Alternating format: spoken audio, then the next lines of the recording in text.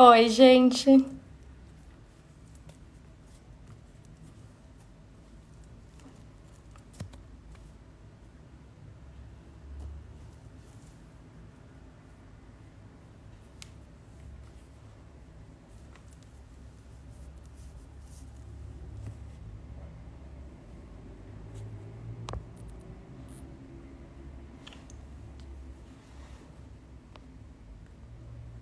Vou esperar um pouco,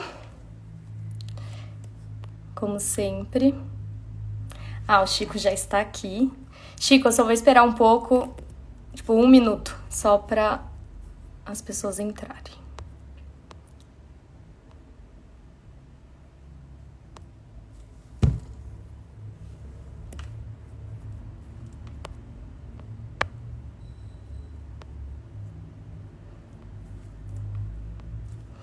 Gente, vamos lá. Hoje eu vou conversar com o ator Chico Carvalho. Eu não conheço ele, é a primeira vez que a gente vai conversar, então eu tô muito animada mesmo. Ele é diretor e dramaturgo da Cia do Bife, que é uma companhia que, se não me engano, existe desde 2016. E ele fez as últimas peças como ator, muitas direções com Gabriel Vilela, Marcelo Lazarato e também com Marco Antônio Rodrigues. E acho que é isso por enquanto. Oi, Fê! Eu vou convidar ele aqui, vamos ver se vai.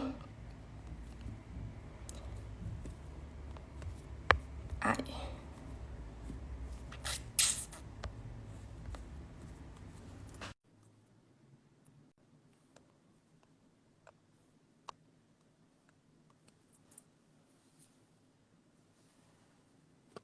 Oi, Rô!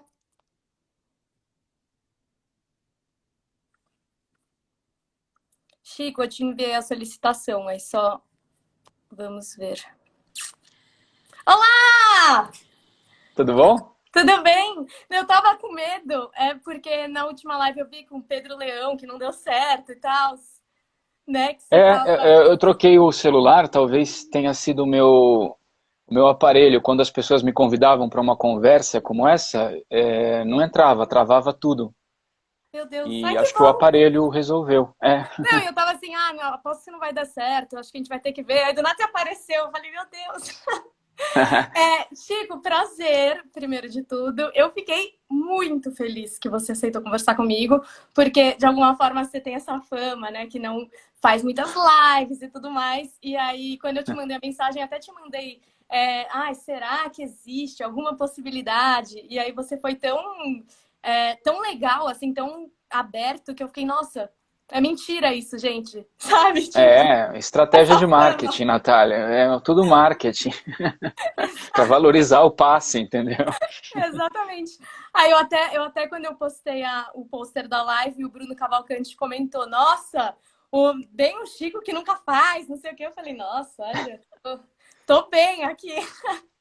Não, com o maior prazer. Obrigado pelo convite. Ai, de Imagina. nada. Chico, eu tenho muitas perguntas, porque, enfim, quero saber muito a sua opinião sobre várias questões do teatro. Mas só para a gente não começar assim do nada, eu queria saber como começou o seu interesse pelo teatro e como foi o seu primeiro contato, com o teatro. Natália, eu tive a sorte de estudar num colégio aqui em São Paulo, chamado Santa Maria, que tinha aulas de arte dramática na grade curricular. Eram aulas da grade curricular mesmo, não eram extracurriculares. A gente tinha Nossa, nota. Pois é. Eu nunca encontrei um outro colégio que tivesse essa mesma abordagem com as artes, principalmente com teatro. Então, da quinta série até a sétima série, nós tínhamos aulas de teatro. E a gente sempre apresentava exercícios para a comunidade do colégio e tal. Quando chegava na oitava série, agora mudou o esquema, não sei exatamente como é que é a contagem dos anos, mas na oitava série, que era um ano antes do colegial, nós não tínhamos mais aulas de teatro, e aí você podia entrar no grupo de teatro do Colégio Santa Maria, que era um grupo extracurricular, aí você fazia se você quisesse. Nós ficávamos durante um ano estudando textos, fazendo a dramaturgia, escolhendo o que a gente iria apresentar no final do período, né, do ano. E, enfim, Eu entrei na oitava série no grupo de teatro, eu esperava esse momento ansiosamente de poder entrar no grupo de teatro do colégio. E na oitava série, no primeiro colegial, no segundo colegial e no terceiro colegial, eu fiz parte desse grupo. Portanto, logo, mesmo antes da quinta série, quando a gente tinha aula de teatro na grade curricular, eu estudei no mesmo colégio e pequenininho, no primário, desde o jardim, o pré-primário, enfim, a gente assistia o trabalho dos mais velhos, né? Nossa, Então, pois é, eu ficava esperando ansiosamente para poder participar, porque me interessava muito, eu achava absolutamente encantador aquilo. E nós, quando nós entramos nesse período aí das aulas de arte dramática, a gente tinha trabalhos de assistir peças, a gente ia para teatros, a gente convivia com uma série enfim, de trabalhos que fomentavam a nossa participação e a nossa ida aos teatros, para assistir espetáculos profissionais. Eu lembro da gente indo no Sesc Anchieta para assistir a Fernanda Montenegro fazendo Dias Felizes, por exemplo, com o grupo, e depois a gente foi conversar com ela. Nós tínhamos 12 anos, 11, 13, enfim. Não, menos que isso, acho que 11, 12 anos. Então, eu nunca tive, talvez eu tenha sido um caso meio esquisito nesse sentido, eu nunca tive dúvida nenhuma do que eu queria fazer. Quando eu tinha 11, 12, 13 anos, eu já sabia que eu queria ser ator e que, fundamentalmente, eu queria entrar numa universidade para estudar artes cênicas. O grande objetivo meu era entrar numa universidade, eu queria estudar teatro, eu não tinha nenhuma perspectiva, assim, de plano de carreira, sabe, essas coisas que hoje em dia está em voga, né? Eu queria estudar, eu queria entrar num curso para estudar teatro. E foi o que aconteceu.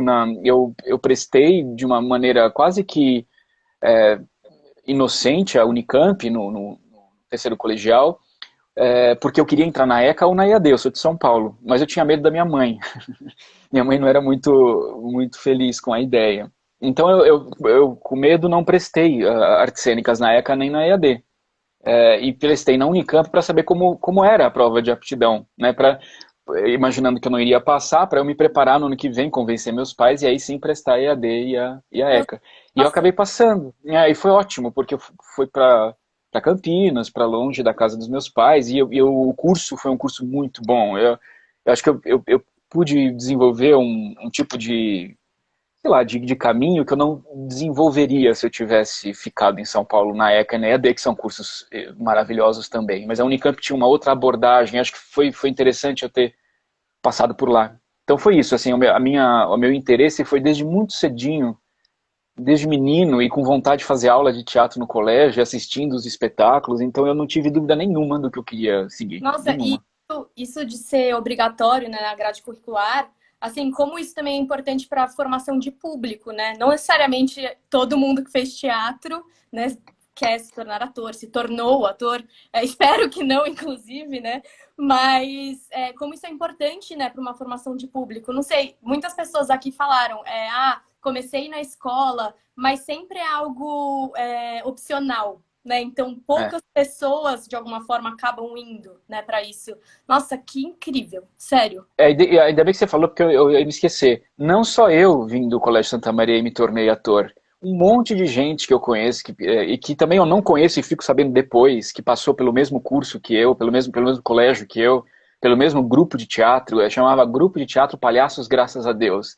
É um grupo muito tradicional, assim, de muito tempo no colégio. Então você tem razão, além de você encaminhar pessoas que queiram seguir a carreira, quer dizer, é importantíssimo para a construção da personalidade, do caráter, né, de uma autonomia, né, de posicionamento perante o mundo, no momento em que a criança e o adolescente estão se constituindo como personalidade, né? E acho que as artes desenvolvem esse objetivo de uma forma muito, muito potente. E a gente deveria ter, sim, né, nos colégios, eu nunca encontrei nenhum outro colégio que tivesse essa. Eu fico muito orgulhoso de dizer, ainda bem que você me perguntou, porque eu acho que grande parte da minha paixão e daquilo que eu também pude desenvolver, acho que a parte principal veio daí, sabe? Veio desse teatro que ainda não era oficial e Uhum. que desenvolvia paixão, desejo, medo, ansiedade. Acho que a universidade foi importantíssima para mim, claro, e também para todo mundo, mas acho que eu pude dar encaminhamento a alguma coisa que já estava inoculada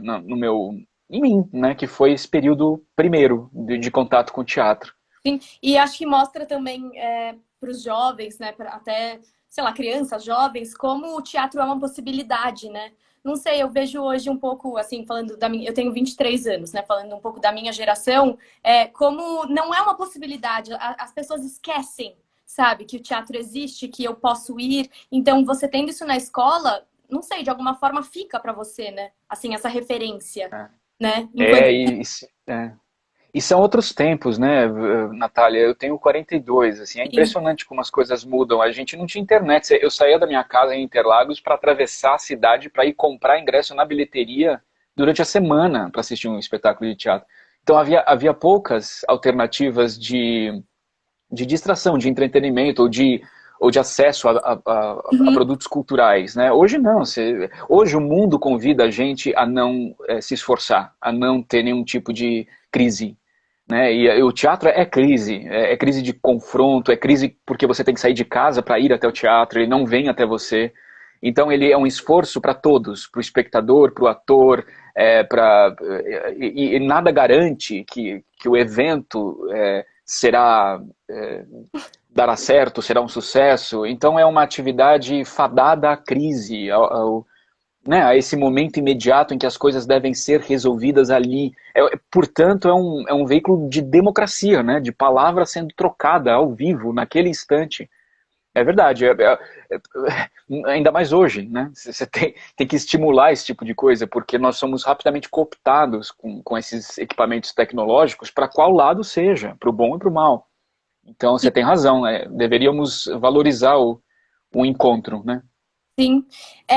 Agora, passando para uma próxima pergunta, eu já vi várias coisas você postando sobre a questão do DRT, né? Que hoje o ator, trazendo aqui as polêmicas, hoje o ator tem o DRT, ele é ator. O que que para você, assim, na sua opinião, quando uma pessoa pode falar eu sou ator, assim, o que significa isso? Ou o que deveria significar, né? O ser ator. Bom, pergunta maravilhosa. Se eu tivesse a resposta aqui, eu seria um tonto, né? Mas eu digo assim, essa minha brincadeira, essa minha piada, é porque eu fico indignado que muitas vezes se discute o documento, não se discute a formação. Então, o grande chamariz para as pessoas se tornarem atores ou atrizes é o fato de que elas vão ter um carimbo numa carteira de trabalho, sei lá, ou em algum outro lugar. Então, você desiste de pensar a formação e entrega para a pessoa um documento que, na maioria das vezes, é entregue de uma forma rápida, porque você precisa competir dentro do mercado de escolas promovedoras desse espaço onde vai dar para a pessoa o documento. Então você acaba desovando no mundo uma quantidade enorme de tontos, que não são tontos por culpa própria, mas porque são convencidos de que são atores quando passam por um processo de, sei lá, um ano de estudo não frequente, porque são convencidas de que o documento dará acesso a um mercado. E isso é falso. Isso não vai acontecer. Né? E não acontece em nenhuma outra profissão, porque aconteceria na nossa. Uhum. Então, acho que a gente deveria discutir que o ator, como qualquer outra profissão, é um tipo de estrada que exige tempo, exige silêncio, exige introspecção, exige crise. Então não adianta você entrar num curso e começar, né, a entrar nas agências de publicidade ou estar à disposição do mercado, porque isso não irá trazer nenhum tipo de benefício. Pelo contrário, vai te amassar rapidamente, vai te sugar o que precisa sugar, o que puder sugar, e te jogar na lata do lixo. Então é pouco inteligente isso. E nós que, sei lá, estamos, sei lá, numa outra perspectiva mais distante, né, da formação, porque já passamos por isso, acho que é dever nosso alertar também. Porque não é, né? Imagina se fosse seja um piloto de avião em um ano, sei lá, tenha aulas aos fins de semana e torne-se um piloto de Boeing. Quer dizer, por que com o ator, que é uma profissão importantíssima e perigosa do ponto de vista da sua interferência no mundo, se resolve de uma maneira espontânea, alegre, feliz, tranquila? Não é assim. Vai ter que demandar tempo, dedicação, paciência. Então, eu não sei a resposta, mas sei que essa maneira de pensar, ela só empata o meio de campo e e dá à pessoa que comprou isso uma falsa sensação de que ela tem algum tipo de autonomia. E não tem. Ela fica na prateleira do mercado para ser utilizada e jogada fora na sequência. Eu acho que, só para terminar, eu acho que o ator, Natália, ele é alguém que resiste ao mundo, resiste à mediocridade do mundo. Quando alguém sobe em cima de um palco para representar um papel, ele está devolvendo um espelho convexo, côncavo, sei lá, do ser humano, é, de acordo com uma perspectiva ampliada e redimensionada para entender quais são os conflitos e as contradições de ser humano. E, portanto, é uma maneira de você produzir fissuras, rasgos nos consensos, né, naquilo que é tido como aceito. Então é alguém que promove crise, não é alguém que é comprado pela indústria dos laticínios. O ator não é uma margarina numa vitrine refrigerada no. E a gente precisa falar disso, né? Precisa tocar nesse assunto. Não, eu lembro que, sei lá, quando eu tinha uns 13 para 14 anos, eu falei, meu Deus, quero ser atriz. E aí eu pesquisei no Google o que preciso fazer para ser atriz. Aí apareceu fazer uma escola profissionalizante para tirar o DRT, se agenciar agência Aí. de atores, é exatamente isso que você está falando. Assim, e eu, no fim das contas, eu me formei no Wolf Maia, que são 3 anos, né, de formação. E assim, era a minha próxima pergunta, inclusive, a questão da formação acadêmica, né? Você se formou na Unicamp. Qual que é a importância, assim, de você se formar numa faculdade, de você ter esse... Não estou falando pelo diploma, eu tô falando pelo estudo mesmo. Porque eu sinto que muitas vezes a gente fica refém das montagens que vão ser feitas e a gente não estuda a dramaturgia, a gente não estuda a história do teatro, a gente não estuda... Não sei, eu me sinto muito frágil nesse lugar, sabe? Eu não consigo falar sou atriz, assim, porque eu tenho tanta coisa para estudar que, sabe, não sei, eu tenho essa angústia. Então, aonde que tá isso para você, assim, esse lugar da formação? Ótima pergunta. Eu acho que a diferença, Natália, é brutal. É claro que eu sou suspeito, porque eu vim desse lugar e você veio de um outro. E não estou dizendo que é melhor ou pior. Eu estou defendendo o processo qual eu passei. E que deve ter pontos positivos e que, no seu caso, essa outra formação deve ter outros pontos que são mais positivos do que, do que essa experiência que eu tive. Mas, na universidade, você está em contato, o próprio nome diz, você está em contato com um monte de coisas acontecendo ao seu redor. Você atravessa a rua, tem a faculdade de filosofia. Do outro lado tem a faculdade de letras. Aí tem a engenharia. Aí tem a medicina. Você pode fazer uma aula de anatomia. Então, é uma bomba semiótica, semântica, que você inevitavelmente acaba mergulhado. E é difícil, porque você não sabe para onde olhar. É um negócio, inclusive, assustador num primeiro momento. Mas estou dizendo assim, que não é um ensino técnico. Eu sou absolutamente contra essa palavra. Como é que você tem um curso técnico, um ator técnico, ou então um ator de método, a escola do método X? O que significa isso? O que você faz? Você apresenta lá antes de abrir a cortina, você fala assim, olha, nós temos um ator técnico que vai apresentar uma peça para vocês, ou um ator dono do método X. Isso não conta. Conta a quantidade de coisas que você entra em contato e que você, por esperteza sua e inteligência, consegue absorver para dentro de uma solidão também introspectiva, você reelaborar isso e, em contato com seus colegas, poder explodir, enfim, experimentar. E acho também que, no meu caso, eu tive a sorte de ir para longe de São Paulo. Uhum. Que São Paulo é a Broadway, né? Tá todo mundo te assediando, venha para cá, venha para lá, quer fazer um teste aqui. Na Unicamp, na época que eu estudei, era uma aldeia perdida no meio do nada, as ruas eram de terra.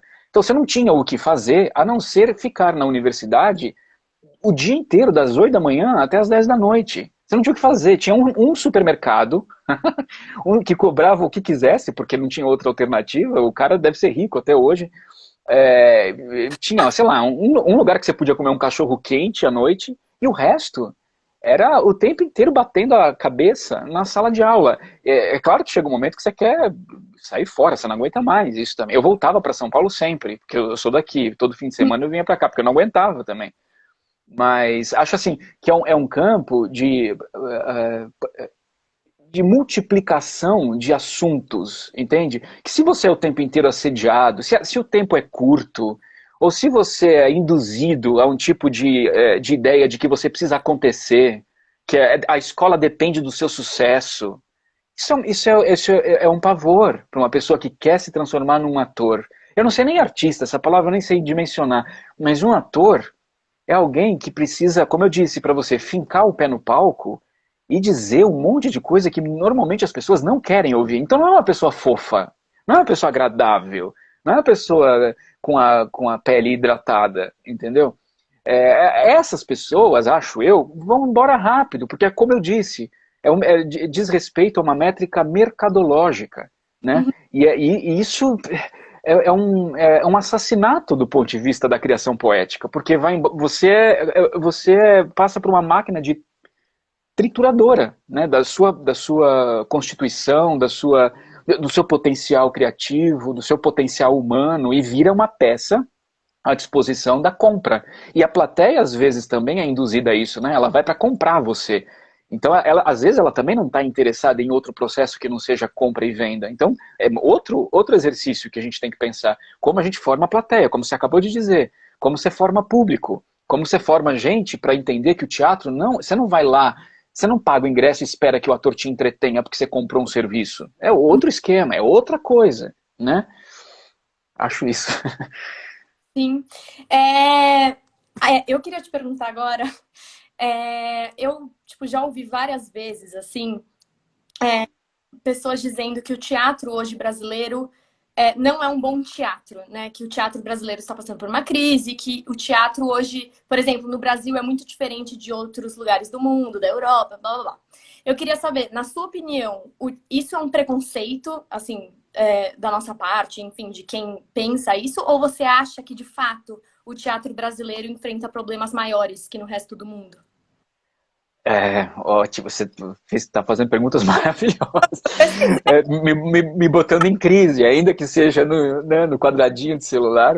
Seria maravilhoso se a gente estivesse ao vivo, né, conversando e com gente disposta a ouvir e oferecer perguntas, mas enfim, já que estamos nessa condição, eu acho assim, Natália, que nós somos excepcionais atores e artistas, o brasileiro, sabe? Eu já tive a possibilidade de viajar um pouco e eu volto correndo com saudades do quanto a gente tem material humano em todos os lugares, na direção, na atuação. Eu acho, pode parecer corporativismo, mas eu acho que nós somos um dos lugares onde temos melhores valores humanos em termos de arte. Talvez por conta justamente de um lugar que nos coloca o tempo inteiro em desequilíbrio, que é a crise.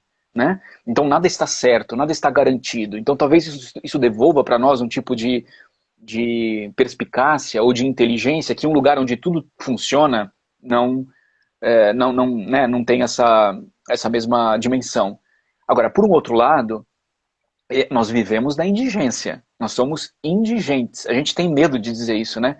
É, tem uma peça do século XIX, na passagem do século XIX para o século XX, do Arthur Azevedo, que se chama O Mambembe, uma peça famosa, né, e maravilhosa, uma das peças mais bonitas da nossa dramaturgia, que é uma crítica tremenda à falta de compromisso do Estado com os atores, ou com o teatro.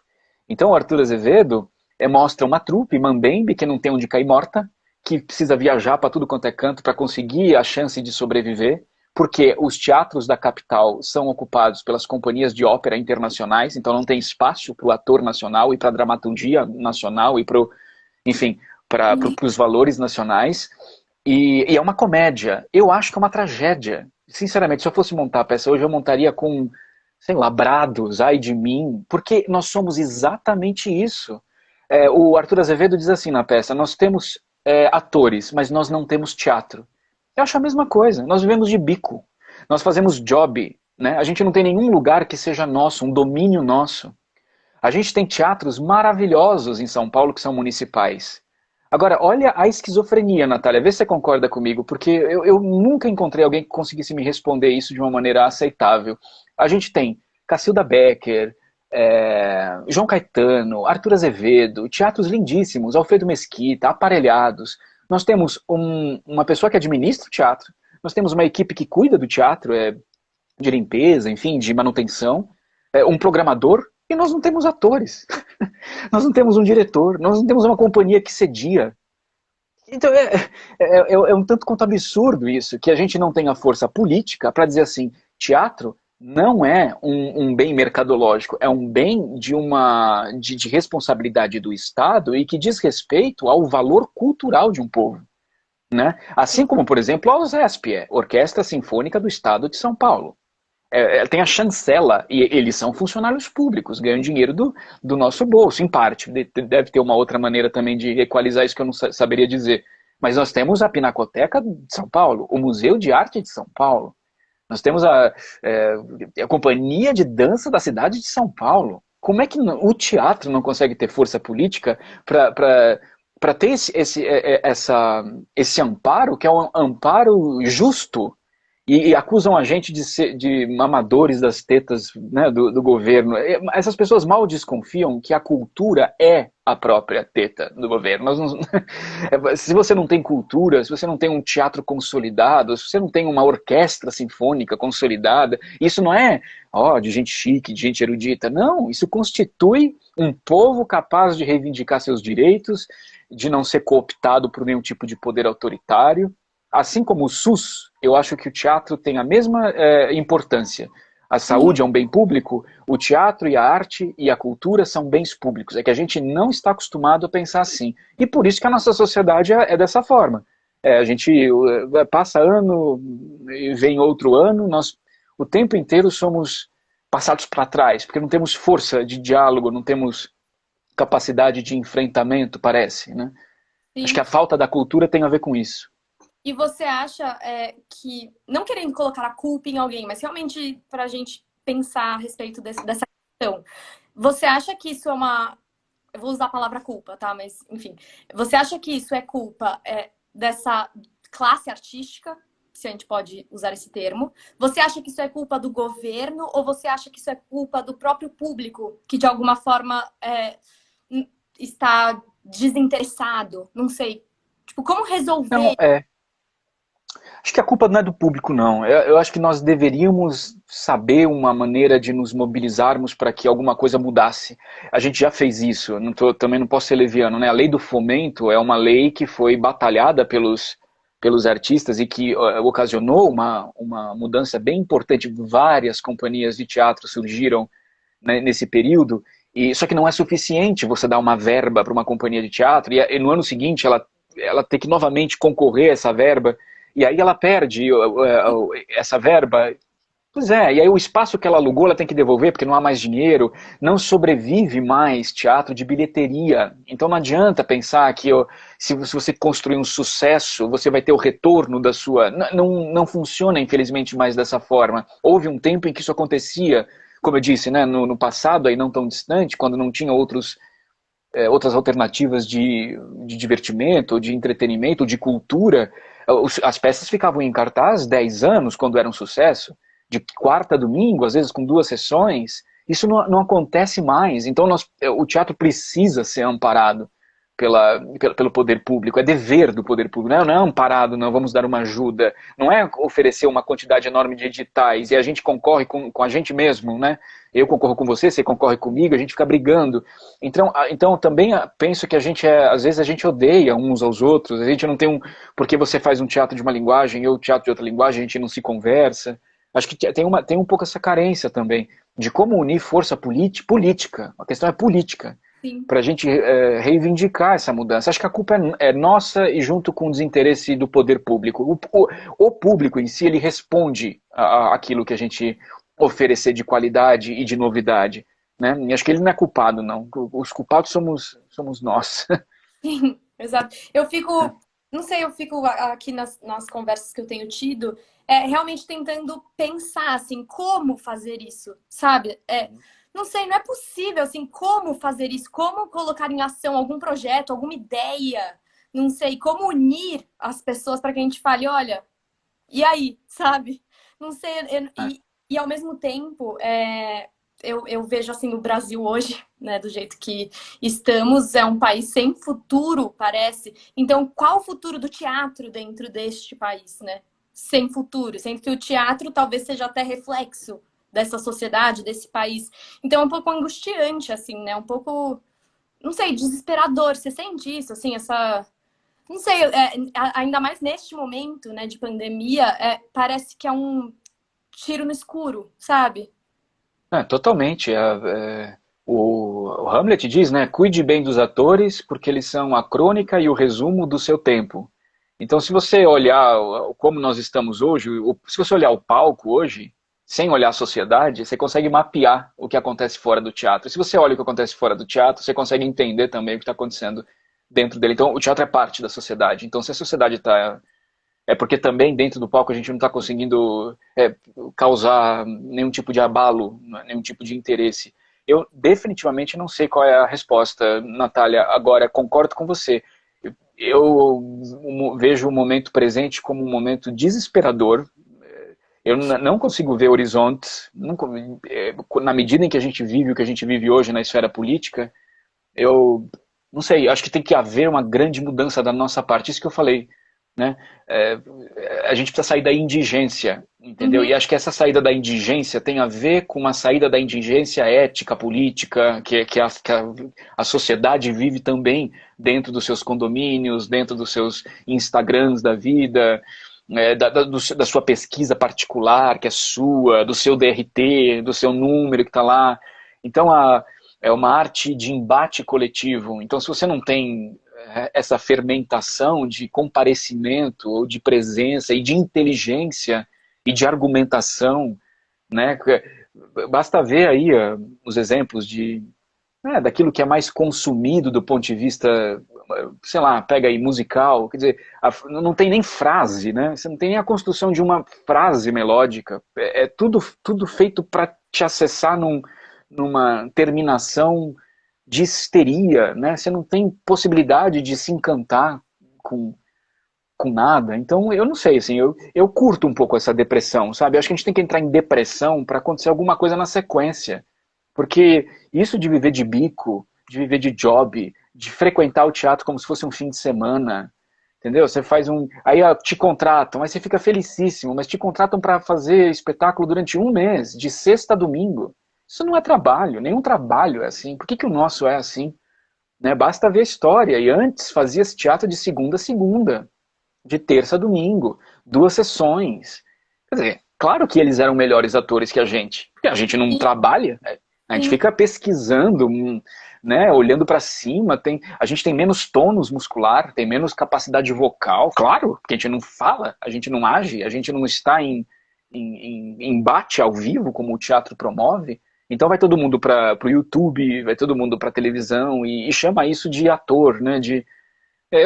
Enfim, eu acho que ator é ator que enfrenta, entendeu? Que tá ali, plateia, palco ou rua, né? Monta um tabladinho no meio da praça. Esses são os meus exemplos, por isso que eu, eu digo isso. uma coisa que eu assisti da sua live com o Pedro Leão, que eu acho que também entra um pouco nessa questão, eu sinto que vou falar de mim, tá? Eu hoje estou devendo no sentido de conhecer a dramaturgia, o próprio texto teatral. Então, e eu vi você falando na live como eu ter esse conhecimento me forma também, porque você lê, eu não lembro exatamente como você disse, mas você falou, você lê o jeito que está escrito e aquilo de alguma maneira te forma um pensamento da forma como você vai dizer, sabe? Então eu acho Sei. que também, de alguma forma, a nossa falta, e aí voltamos na questão que a gente falou no início, de formação, né, dessa formação muitas vezes dita acadêmica, teórica, como isso também influencia na prática, né, do ator. Ah, sem dúvida. Talvez as aulas que eu mais gostasse na Unicamp fossem as aulas teóricas. Adorava aula de Uhum. estética, de história do teatro, de filosofia. Adorava mesmo, assim. Ficava encantado. Brigava, porque você vai descobrindo dramaturgos e diretores e teatrólogos que concordam com você e outros que discordam daquilo que você está construindo. E aí tem aquela empáfia da juventude também, de você acusar todo mundo que eles estão errados e você é o certo. Mas eu gostava muito, eu acho assim, o treinamento do ator é a leitura.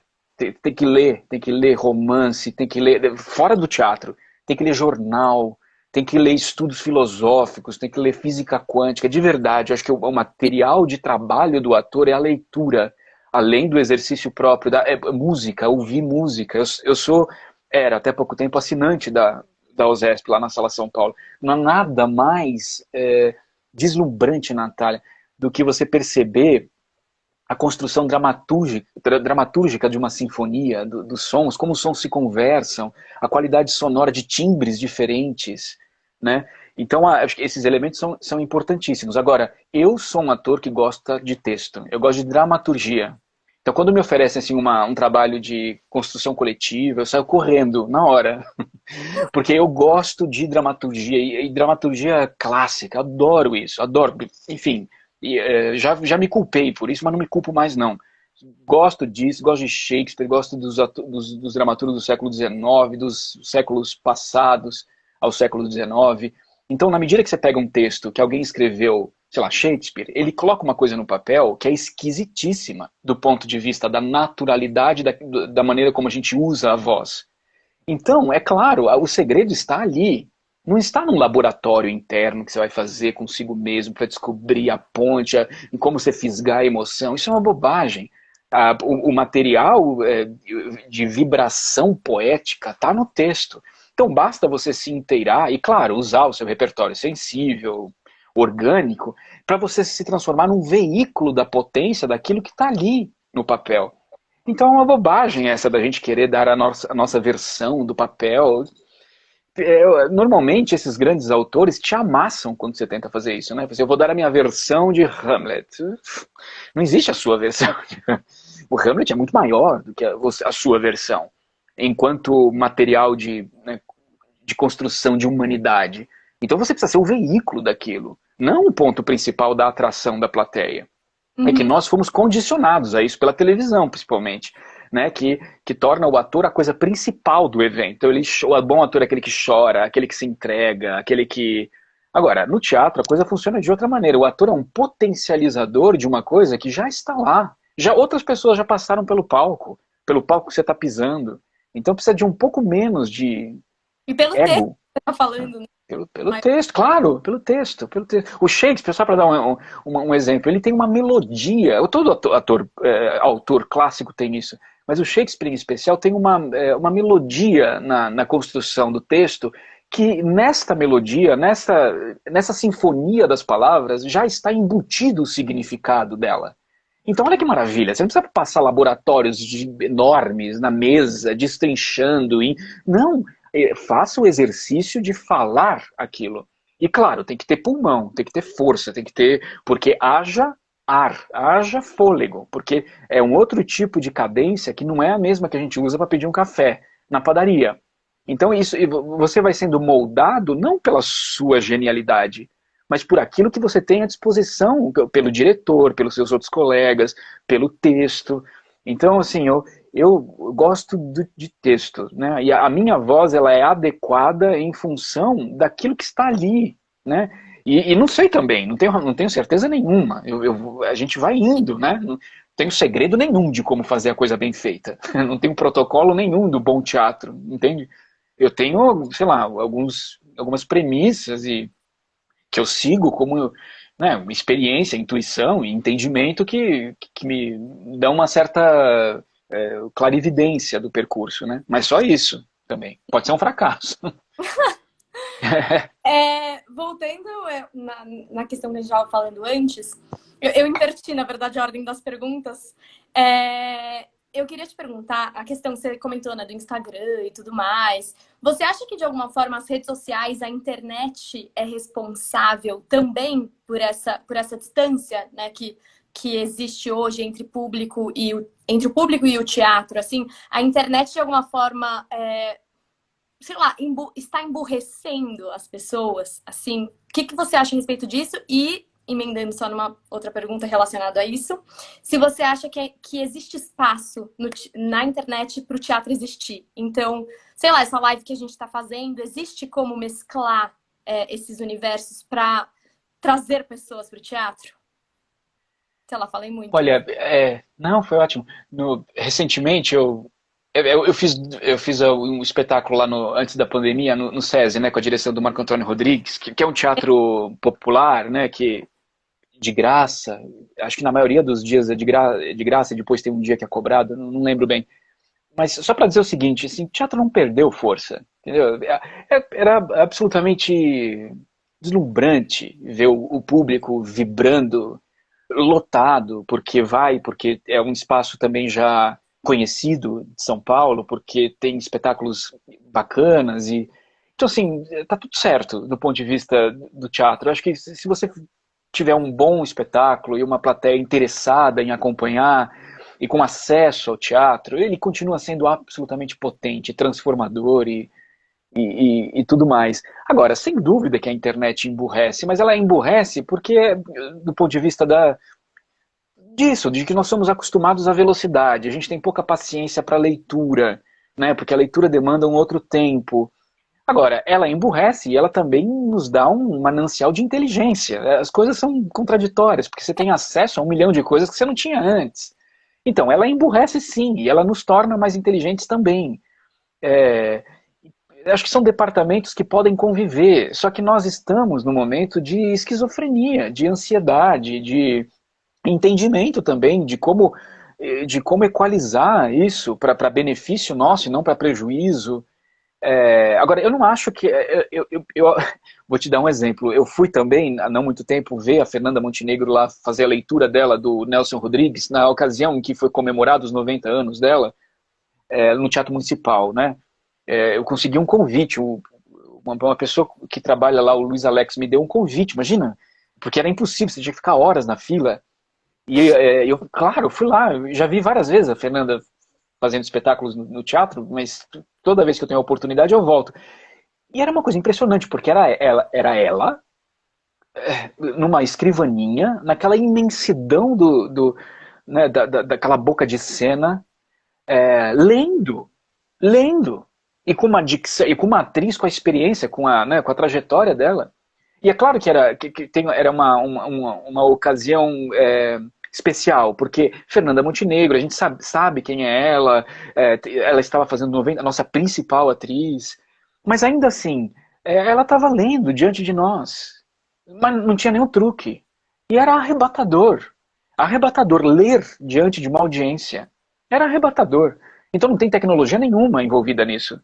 Tem a presença física de um grande ator com um grande texto diante de uma plateia interessada em ouvir. Então, tudo certo. Agora, eu não acho que internet seja teatro, essa grande discussão, eu adoro. Tem gente que fala assim, que bobagem discutir isso. Eu não acho bobagem. Eu acho que a gente tem que discutir o que é teatro. O que é teatro? Eu acho que essa discussão tem que ser feita a todo tempo. Então, teatro não é qualquer coisa que você queira que ele seja. Não é um evento de espontaneidade. Vamos nos descobrir fazendo teatro olhando para o teto. Eu também falo isso não porque eu penso assim, porque existem outros pensadores que se dedicaram a isso e que eu concordo, e que eu vou atrás deles e falo assim, não, concordo com esses autores aqui. E que é uma coisa básica, você precisa da presença concreta de um ser humano dedicado a contar uma história e outro querendo ouvi-la diante de você. Então é um lugar novamente, de embate, de confronto. Isso que a gente está fazendo também é um lugar de embate, de confronto, mas ele não é presencial. Precisa estar ao vivo, precisa ser presencial. Essa a minha plataforma de discussão. Então, por mais que seja um vídeo maravilhoso, ele não é teatro, porque ele não está nessa dinâmica de risco, de tropeço, né, de sensação de perigo que o confronto ao vivo promove. Agora, pode ser usado? Claro, você pode projetar o que você quiser no palco, você pode fazer uso de, né, microfones, tecnologias, parafernálias. Então, tudo isso é a favor, não é contra. Mas eu gosto da filosofia essencial da palavra teatro. É um lugar de dualidade. Dualidade presencial. Uma pessoa aqui, outra ali. Uma de posse da palavra, outra querendo ouvir. Ou, sei lá, esse querendo ouvir também é uma participação ativa, não é uma ditadura hierárquica de calha a boca. É um processo também comunitário, coletivo e de troca simultânea. Né? A gente sabe disso. Você faz uma peça de teatro, você entende. A plateia muda um espetáculo. Você pode mudar a plateia durante o espetáculo. Então, acho isso, que precisa do ao vivo, do confronto. Senão, é outra coisa. Teatro Sim. virtual, coloca teatro virtual. Então, teatro Instagram, aí tudo bem, mas teatro é outra coisa, né? Sim. E também, só para finalizar essa parte, que eu acho que também é muito uma escolha nossa enquanto pessoa que está na internet. Por exemplo, eu posso escolher o que eu vou pesquisar na internet, se eu vou gastar meu tempo, sei lá, no Instagram, o que eu vou fazer, né? Sei lá, acho que a gente tem que começar também a pegar essa responsabilidade para nós. Tipo, qual é a minha escolha perante esse veículo, sabe? Não sei, pensar. Sim. É, Claro. né? A gente tem 15 minutos, porque aí vai cair aqui, e eu tenho duas perguntas, então eu vou tentar sintetizar. Eu faço esse aqui, eu tenho conversado com as pessoas, tudo mais, com atores, diretores, e a ideia inicial desse projeto era aproximar os jovens do teatro, né? Então as novas gerações. Depois eu até repensei tudo isso, porque afinal o que é a nova geração, o que é um jovem, enfim, eu generalizava muito isso, né? E agora estou tentando fazer perguntas mais específicas. E, paralelamente a isso, eu já ouvi algumas pessoas dizerem que o teatro, o ir ao teatro, né, aproveitar essa experiência, é uma experiência para pessoas já iniciadas, de alguma forma. Então, pessoas que, de alguma forma, já têm uma bagagem para compreender aquilo na sua completude, digamos assim. Você concorda com isso? E, se não, como aproximar a novas pessoas, né, do teatro? Os jovens.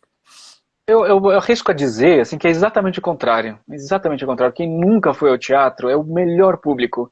Porque é o que está mais perene, está mais assombrado diante de um negócio, de um evento absurdo, né, do ponto de vista da realidade.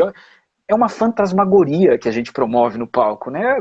Se você parar para pensar racionalmente, teatro é uma loucura, né? O que aquelas pessoas estão fazendo ali, né? Um bando de gente que não bate bem, porque é uma vida concentrada, redimensionada, ampliada, reduzida. Eu tenho várias experiências assim lá no SESI, principalmente, porque o SESI mandava escolas, né, para assistir os espetáculos durante a semana, principalmente. Então tinham alunos assim que eram completamente sinceros diante do que eles estavam assistindo, falavam, trocavam, xingavam. E isso, é claro, que num primeiro momento você fala assim, fica quieto aí, porque eu preciso resolver o meu problema aqui. Mas na medida em que você entende também que aquilo faz parte de um entusiasmo, ele engrandece também o seu desequilíbrio no palco. Então, o que eu acho que falta é um trabalho que, como você disse no início, de formação de plateia. Tem que ter teatro na escola, as pessoas têm que ter trabalho nos colégios que façam com que as pessoas vão até o teatro, assistir espetáculos. Acho que a coisa está lá atrás, está na criança, está no adolescente, sem desprezar os adultos. Então, eu acho que é só um peteleco. Sinceramente, eu sou absolutamente encantado pelo nosso trabalho. É só um esforço de compreensão do quanto é agradável, interessante, um tipo de contato que é específico, que a tela não promove. E uma pessoa que nunca foi e entra dentro. Lembrei uma coisa aqui agora. Lá no Erendira, eu fiz a peça uma vez, e aí alguém me descobriu nesse Instagram da vida aí e me mandou uma mensagem. Eu tinha acabado de sair do que eu estava todo suado e tal. Era um rapaz, e falou assim: Chico, desculpa, eu vi aqui, eu acabei de ver a peça, que é isso? Eu nunca fui ao teatro. Como é que é isso? Como é que faz? Eu não sei o que dizer. Nossa, eu preciso ver de novo. Sim, que maravilha. Essa pessoa, ela acessou uma sensibilidade que possivelmente no futuro ela vai estar mais atenta para os problemas da vida, do mundo, não vai ser mais rapidamente conduzida, né, para nenhum tipo de unanimidade, de totalitarismo, porque a sensibilidade foi acessada desse menino, desse rapaz. E até fiquei assustado, né? Falei assim, meu Deus, o que é isso? Eu vou sair do teatro meio disfarçado, o que ele vai querer fazer?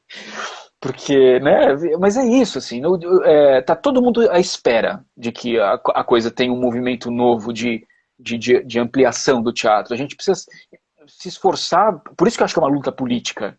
É uma luta Sim, política, isso tem que fazer um esforço de entendimento de que isso é necessário, e é necessário.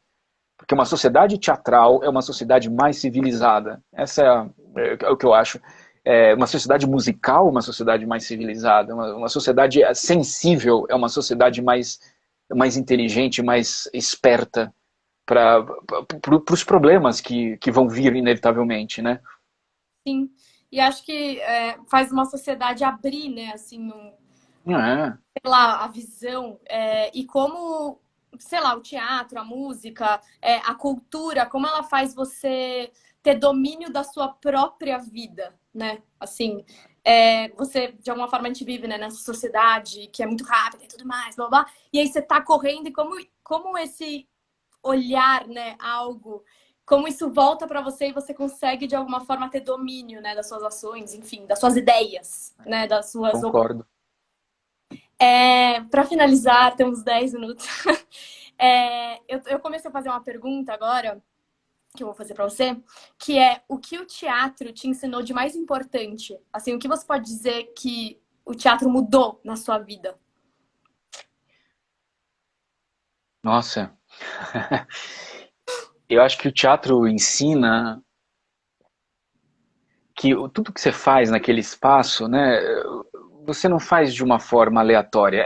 É muito perigoso você falar qualquer coisa publicamente no teatro.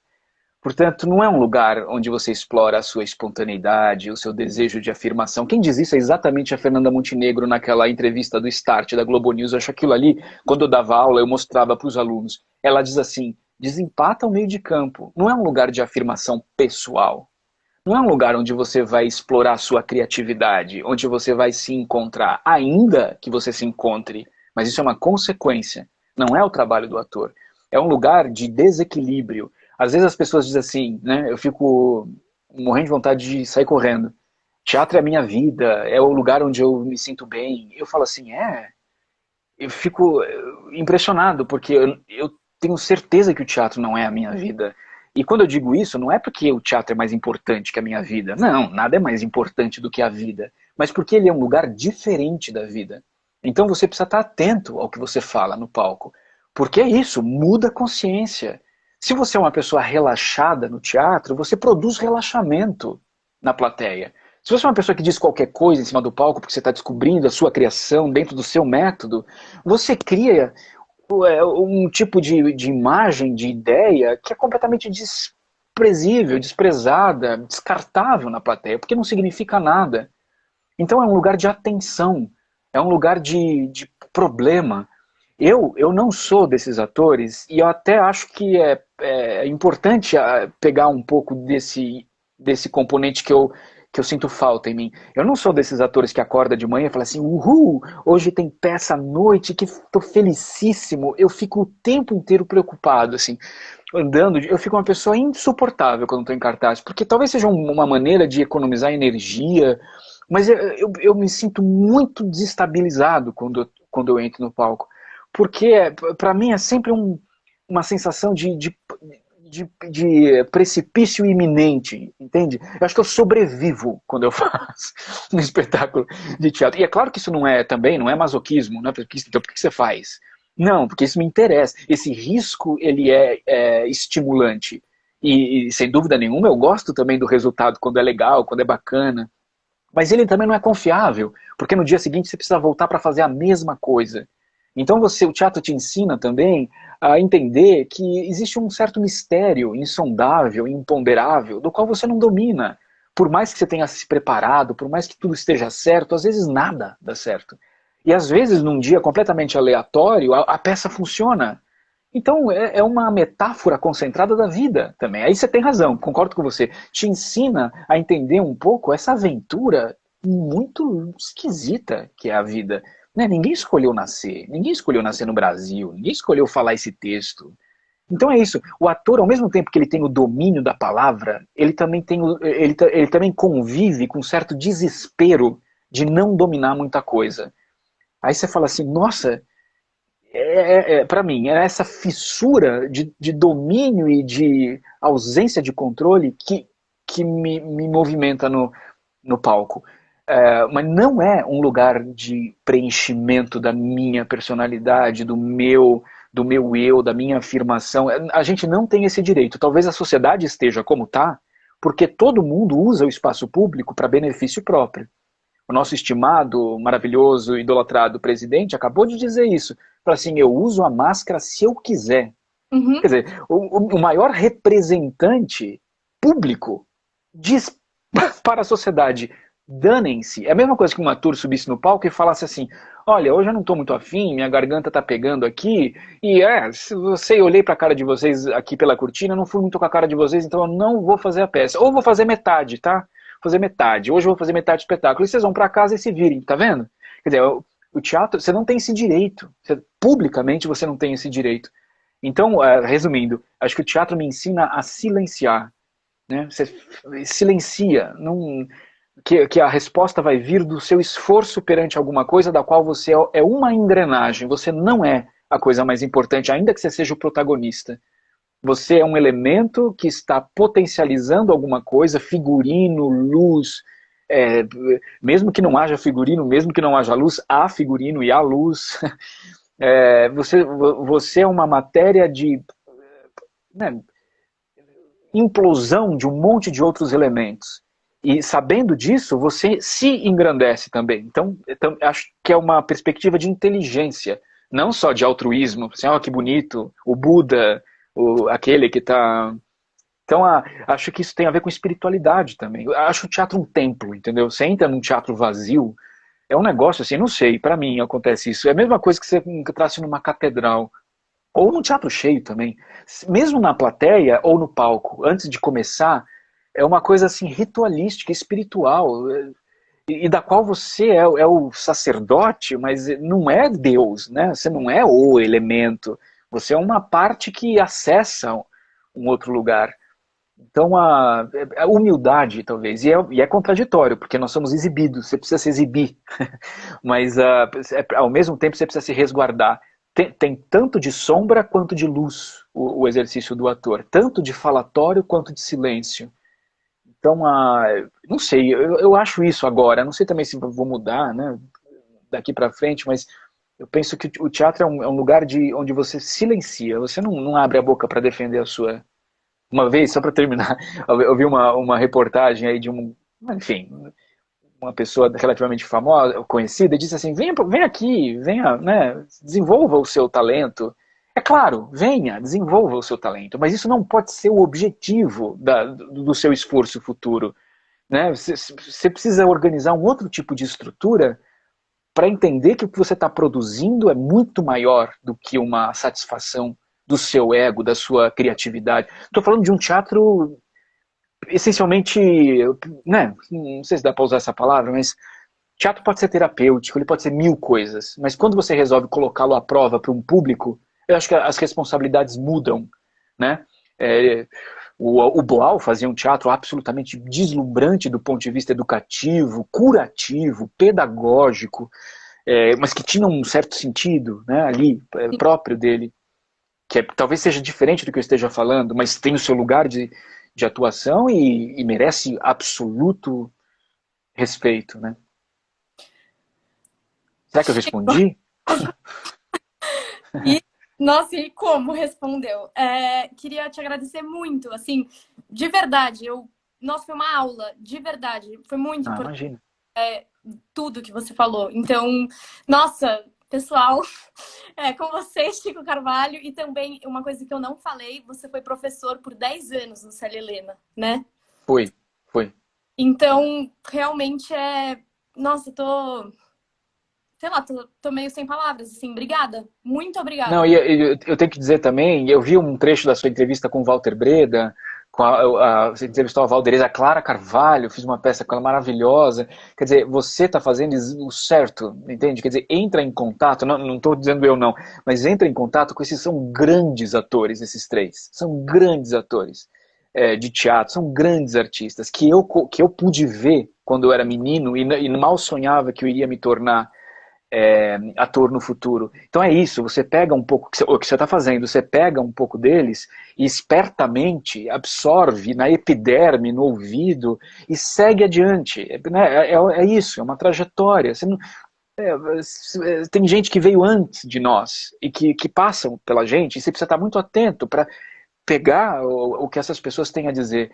Linda entrevista com o Breda, e excelentes atores, Denise Weinberg, o Grupo Tapa, onde você trabalha, dê uma pesquisadinha. Então, assim, parabéns, porque eu olho para você e falo assim, ai, graças a Deus, eu não sou tão mais velho, quer dizer, tenho quase o dobro da sua idade, mas você tem futuro, entendeu? O que vem depois de mim também tem futuro, e é isso. É outro tipo de perspectiva que não é essa comercial burra, Sim. né? É tipo de pensamento, de crise, de interesse. Então, parabéns. E claro que eu aceitaria conversar com você. Então, obrigado pelo convite. Obrigada a você. E é isso, vamos conversar. Nossa, vou te perguntar várias coisas. Pode me chamar. Mas Estou completamente aqui. estou muito feliz que a gente Imagina. contato. E, pessoal, Obrigado. muito obrigada. Muitas pessoas estavam assistindo, então fiquei feliz também, porque muitas pessoas precisam ouvir tudo que você disse. Obrigada, boa noite. E espero que a gente se encontre ao vivo agora. Vamos sim, sem dúvida. Espero também. Com certeza. Beijos, prazer. Beijos. Tchau, tchau. Prazer. Tchau.